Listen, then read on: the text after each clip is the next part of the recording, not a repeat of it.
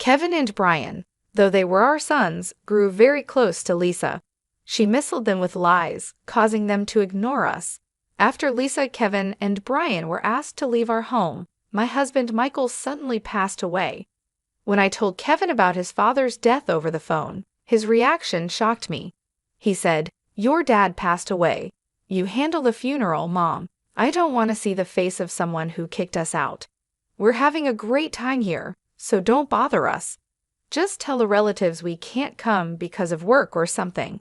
I was speechless. A week after the funeral, I got a letter from Michael addressed to me. He wrote, "Please read this without our sons knowing." As I read, I was filled with emotion. Lisa had caused so much trouble in our family, and Kevin and Brian didn't even come to their father's funeral. I couldn't let it end this way. My name is Olivia. I'm 56 years old, a housewife, and I also work full-time. I met Michael at a party for new employees at our related companies. I'm not much of a drinker, but I couldn't turn down the drinks I was offered and ended up feeling very sick. I was sitting in a corner, looking for a chance to leave when Michael noticed me. He started talking to me and even arranged a taxi for me. Later, I took a day off to thank him at his office. He was surprised to see me, but pleased. "Coming all this way just to say thanks. You're really thoughtful." We became friends, started dating, and eventually got married. We both longed for a warm family life.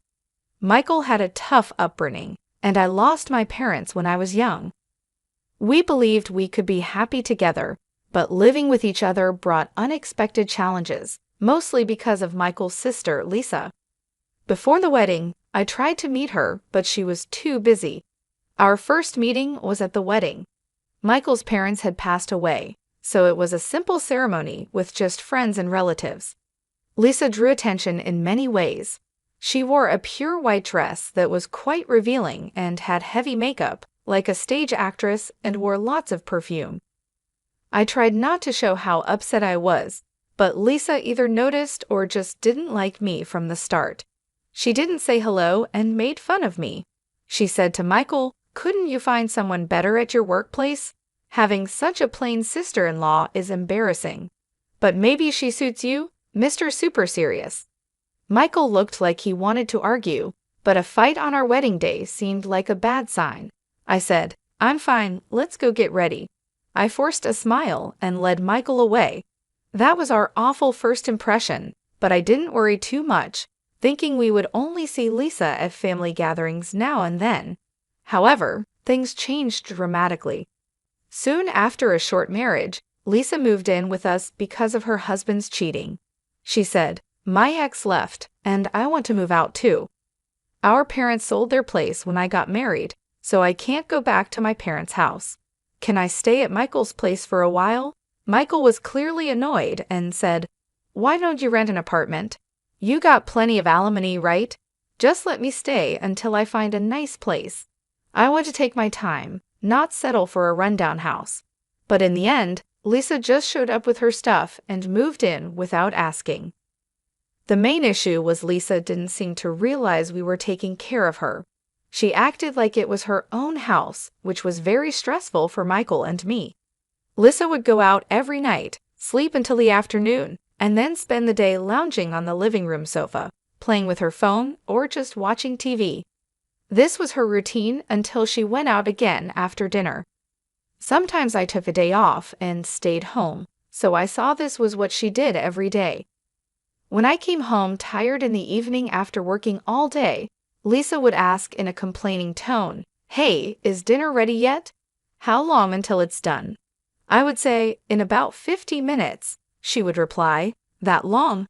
Hurry up, will you?" She also made rude comments about my cleaning, saying things like, "You're not very good at this," or "You're cutting corners." I share the cleaning duties with Michael. He's tired too. Lisa told me, as a wife, you should be doing all the household chores. I didn't want to complain to Michael about Lisa because I didn't want to ruin their relationship as siblings. But he noticed that I was becoming unhappy. When Michael asked me about it, and I told him about Lisa's behavior, he got really angry. He told Lisa, "Don't overstep your boundaries. You're just a guest here." But Lisa just shrugged and said, "I'm just stating the obvious," and refused to help pay for household expenses. She said, "I'm still in shock from my husband's cheating. How can I work in this state? And you want to charge me? I can afford to pay for clothes and go out drinking." Lisa's attitude made both Michael and I very upset. My dream of a happy married life was turning into a nightmare because of her. Michael and I wanted to have kids soon, but it seemed like the stress over Lisa was getting in the way. We were even thinking about getting medical checks when I found out I was pregnant in our 6 years of marriage. We were so happy and cried tears of joy. Michael saw this as a chance to suggest Lisa move out. He told her, "We're going to need more space when the baby comes. Maybe it's time you move to your own place." Then Lisa asked me what I planned to do about work. I said I planned to return to work after a year of parental leave. She offered, "Well, I can look after the baby, but we plan to use daycare." I checked around and found out that all the daycares, even the unlicensed ones, had long waiting lists. A few months later, as my belly began to show, Lisa said confidently, "I'll take care of the baby until you get a daycare spot. I owe you, and I'll do it for free. It'll be tough on your finances if you quit your job." After discussing it, Michael and I reluctantly agreed to let Lisa help. I was very worried, but to my surprise, Lisa took excellent care of our newborn Kevin. She learned about childcare online, prepared his meals, and even took him to parks and community centers. She was so dedicated to Kevin, and it showed in how much he adored her. Even when our second son, Brian, was born 3 years later, Lisa's care didn't change. With Michael and me busy at work, we were thankful for her help with the kids. But as the boys grew older, they started to avoid us more. When we suggested going to the amusement park or having a barbecue for Brian's birthday, they would say, "Lisa already took us to a fancy place," or "We're going with Lisa to a high-end sushi restaurant." It was hard for Michael and me to see how excited they were about spending time with Lisa. Even after Kevin and Brian started elementary school, they preferred being with Lisa, even on weekends. They barely talked to us and acted like we weren't important, spending all their time playing games or going out with her. Things got even worse as Kevin got older. He openly showed he didn't like us, ignored us, and even made rude noises when we tried to talk to him. Once, when I told him not to eat while playing on his phone, he snapped at me, "Shut up, old lady." I was shocked to hear him say, "It would have been great if Lisa was our mom. She gives us money and takes us places." The boys even said being born to us was a mistake, and that they heard from Lisa we didn't really want kids. That hurt a lot. I calmly explained that Lisa, while not working and just living off her alimony, wasn't contributing financially. Kevin dreamily said that Lisa's lifestyle was something to aspire to, and added, "But she raised us right. Complaining about her seems weird." They even questioned if we wanted kids at all, believing Lisa's claim that we had them just out of obligation, which was not true. Michael and I always wanted kids, and Lisa had only offered to help until we found daycare. I was very upset and couldn't believe what Kevin was saying to me. He smirked when he saw how upset I was and said, "You guys are always so annoying, telling us to do homework and that we played too many games. Lisa says it's fine not to do homework and even stays up playing games with us until morning." I snapped back, "Lisa isn't responsible for your future. Your dad and I tell you these things because we care about you, even if it means you might hate us." "Yeah, right, you're just jealous because we're close to Lisa. How dumb. Maybe you shouldn't have let her take care of us." I felt like crying. When I looked up, I saw Michael at the doorway, his fists shaking. He asked, "Who do you think you're talking to?" "Oh, hey, Dad. Working late again today? Must be tough with such a small salary." The boys laughed mockingly, leaving Michael speechless. "Finally, you talk to us, and it's just to mock your parents," Michael shouted. "Stop being so loud," Lisa called out as she came downstairs to the kitchen, looking annoyed. Getting worked up over what kids say is so immature. It's because you spoil them that they're like this, Michael yelled. I've had enough. Get out now. What? I've been nice to my nephews, and this is the thanks I get. If you're going to stay, then pay your way, Michael said. Lisa puffed up her cheeks and finally agreed. Fine, I'll leave. Happy now? Lisa, you're really leaving? No way. But Lisa quickly went to her room, packed her things in a suitcase, and came down to the entrance. I've put my clothes in boxes. I've arranged for movers this weekend. Leave it until then, okay? Lisa, are you really going? Yes, take care. She smiled at Kevin and Brian as they saw her off to the gate. Then she left. But it was too late to fix the relationship between us and our sons. As teenagers, Kevin and Brian became more rebellious.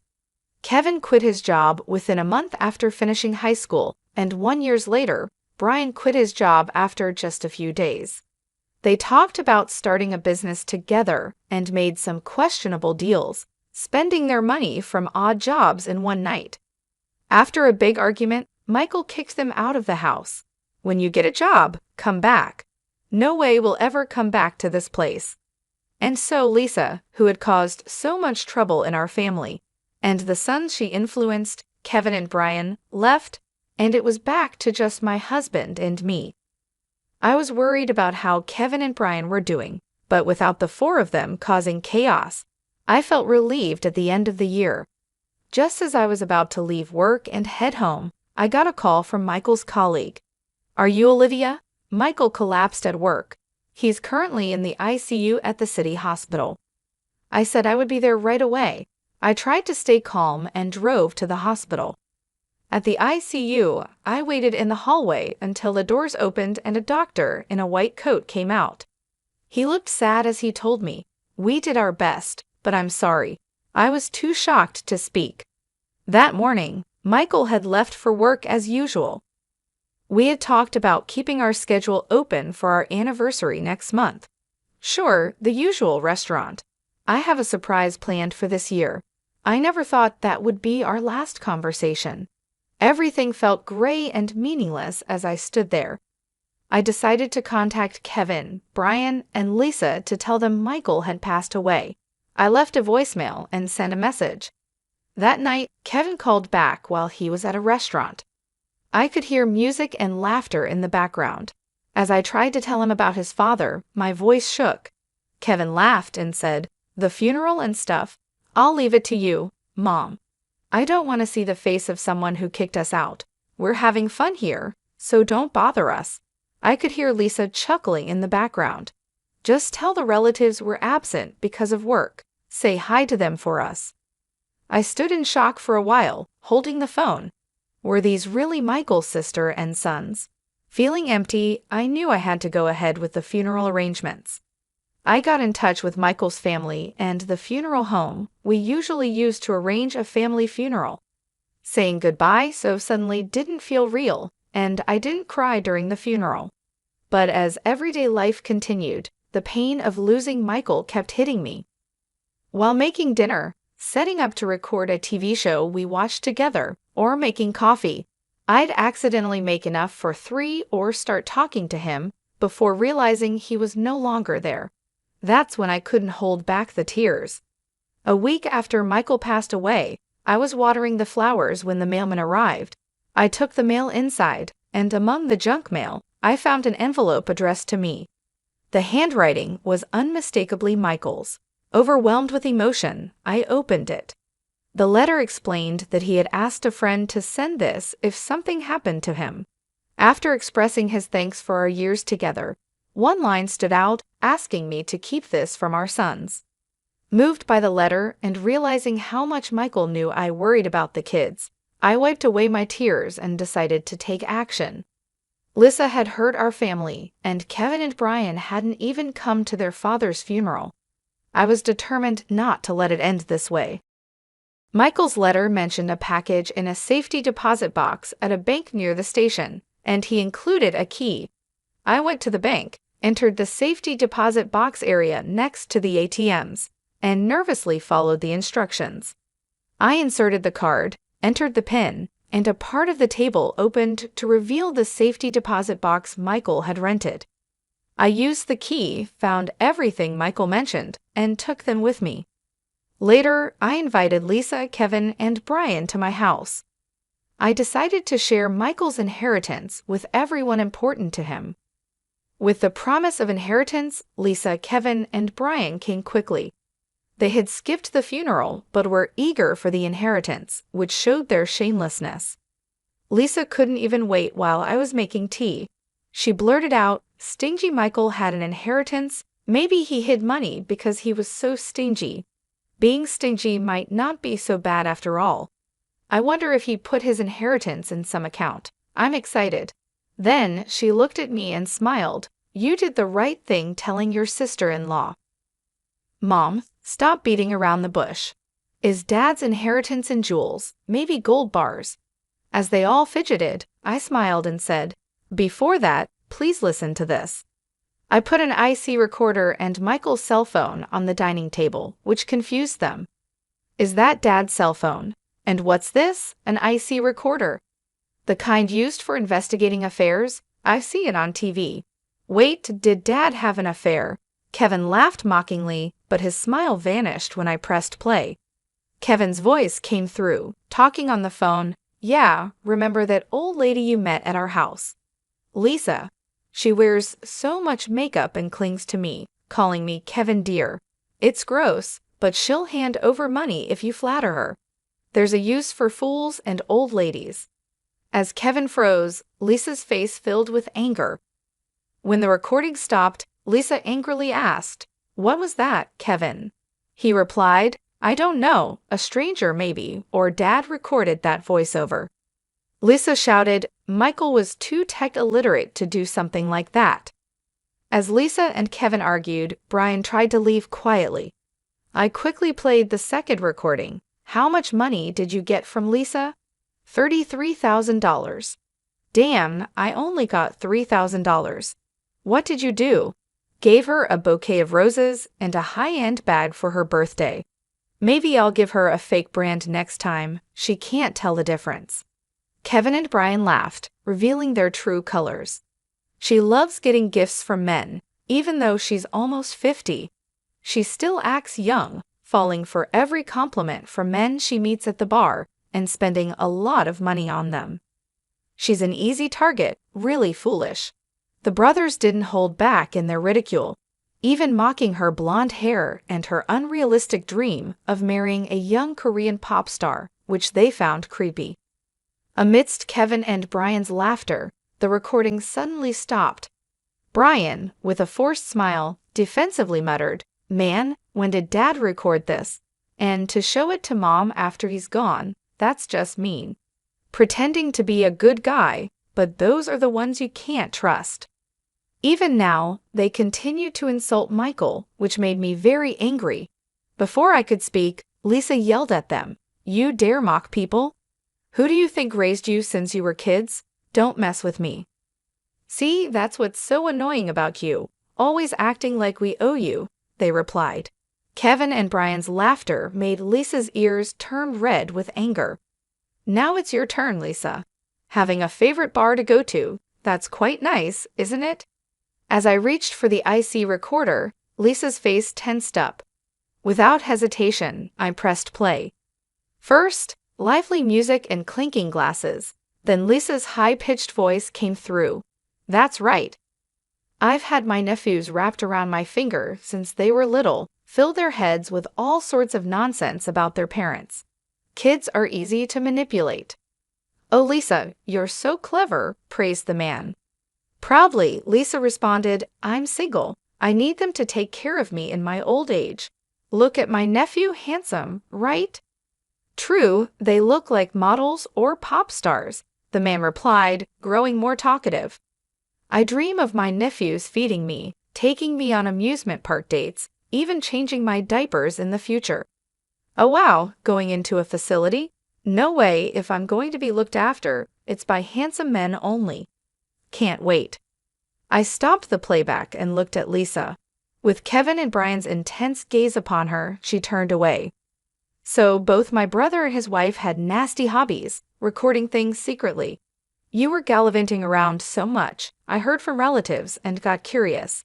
After all, the alimony from your ex-husband should have run out after 24 years, yet you remained unemployed.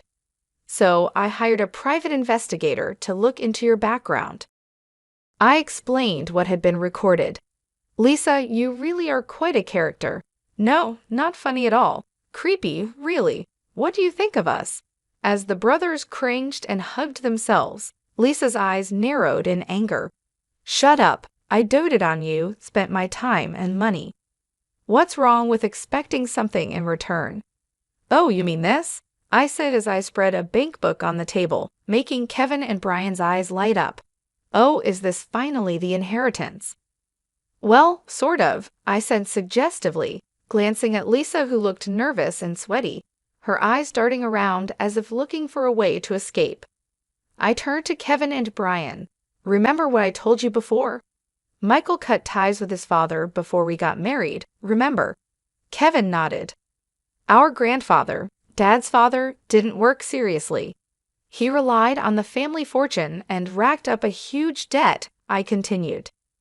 That's right, I added. Michael's mother worked herself to death paying off those debts, right, Lisa? Yes, Lisa nodded. So the inheritance Michael received from wealthy relatives, he kept it a secret and deposited it in an account for you four. We never heard about this. If there was money, why didn't he tell us, they asked. He planned to proceed with the inheritance once you started working seriously. But before that, someone used it without permission, I explained. Kevin and Brian turned to look at Lisa. No way, they said. Yes, I continued. Lisa had been taking Michael's bank book and seal without permission during his lifetime and withdrawing money. Kevin and Brian looked at the bank book, which now showed $300,000 down to $20 in 2 years. Hey, what did you spend it on? They demanded. Well, this guy convinced me there was a great investment opportunity. I thought I could double it and pay it back. I just borrowed it, that's all, Lisa tried to explain as she squirmed under their gaze. Kevin and Brian exploded in anger. Don't joke, that was supposed to be our money. Just $300,000 and you're making a fuss?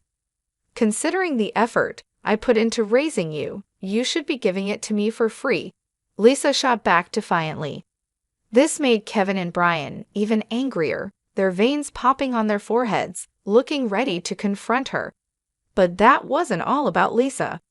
I sighed and spread Kevin and Brian's bank books on the table. You both started working right after high school, so the college funds were left untouched. I was going to give it to you once you started working seriously, but this too was meddled with. Seeing only a few pennies left in their accounts, Kevin tore at his hair in frustration and Brian almost cried. Damn it, woman, what you're doing is criminal. Yeah, we'll sue you, they threatened. Don't be silly, it's called family theft and doesn't count as a crime when done by a relative, Lisa replied, crossing her arms and legs and laughing annoyingly. I'll pay it back someday, maybe in the next life. You could be charged for it. That's why I called the police earlier, I said. At my words, Lisa's eyes widened in shock. Huh? Indeed, relatives living together can't be charged for crimes, which is why Michael kicked you out, planning to report you. Dumbfounded, Lisa asked in disbelief, You betrayed your husband's sister. Well, yes, that's what happened, I confirmed. Really unbelievable, after all I've done for you. How ungrateful, Lisa complained. Who's ungrateful here? I yelled back, silencing the room. I glared straight at Lisa, unleashing my fury. Because of you, our family is a mess. It's beyond repair. What are you going to do about it? Overreacting much, Lisa shrugged. I should have never trusted you and kicked you out sooner, I said. Then Lisa turned to Kevin and Brian, spreading a sinister smile across her face. I wanted to be a mom, huh? Since I couldn't become one, I thought I'd take your mom away from you too, out of spite. Kevin and Brian looked terrified. Are you okay in the head? Just stay away from me for good. That's a problem. I came today to borrow money from you, Lisa smirked. We're family, so we should help each other in times of need, right? Yeah, right, Mom. Suddenly, Kevin and Brian, who had been furious moments ago, put on a smile. Actually, we're broke too. Got fired for talking back at work for taking a little unscheduled break. They're so arrogant, Brian and Kevin complained bitterly. I felt a headache coming on. Getting fired is what you deserve, huh? Why? Yeah, we got kicked out of our apartment, Kevin casually revealed. Didn't pay the rent, so we'll stay here for a while. That's okay, right? And cover our debts. Once we're debt-free, we'll start working seriously. Can't you lend us about $60,000? You're working after all. Faced with their brazen request, I was stunned. I felt a surge of anger. Don't mess around. I have nothing to lend to sons who skipped their father's funeral. I refused strongly, but they kept asking. Please, Mom, if you keep this up, I'll report you to the police too. Don't ever set foot in this house again. Just then, a police car siren stopped in front of the house. Lisa, trying to escape in a panic, ran into the police officers at the front door and was quietly taken away. Damn, are we going to get arrested too? Let's just get out of here for now, Kevin and Brian said. They glanced at me, standing firm, gave up on asking for money, and left. Kevin and Brian, realizing that the money Lisa had given them came from Michael and their own savings, seemed to have finally lost all affection for Lisa. I don't want to end up like them, they said, seemingly deciding to work seriously. But their laziness didn't disappear overnight. They kept calling me. Mom, I'm being pressed for payments at the bar. Can you lend me some money? I blew it all on horse racing. Can you lend me about $200,000? I got so annoyed that I blocked their contact information. Later, they tried to ask other relatives for money, but were shunned and denounced as heartless for not attending their father's funeral, leading to estrangement. Eventually, pursued by debt collectors for borrowing from shady sources, Kevin and Brian woke up and started working seriously. However, they had racked up so much debt that they were banned from the nightclubs and bars where they were regulars. Now shunned even at their favorite drinking spots, they complained, "We've lost all the fun in our lives." Lisa, being a first offender, paid a fine and was released quickly. However, the incident led to her being dumped by her boyfriend. Moreover, after repaying the embezzled money from Michael's, Kevin's, and Brian's accounts, she ended up with a huge debt. Lisa now works from early morning till late at night, looking exhausted. What I kept secret from Lisa and my sons was that Michael had left another item in the safe, a large pink diamond necklace, a prestigious heirloom passed down from his mother. As mentioned in his letter, it was intended as a gift for our 34th wedding anniversary next year. Fearing it might be found and sold by Lisa or my sons, Michael had kept it in the safe. When appraised, it was valued at $360,000, to my astonishment. I wouldn't sell it. It's a treasured gift from Michael.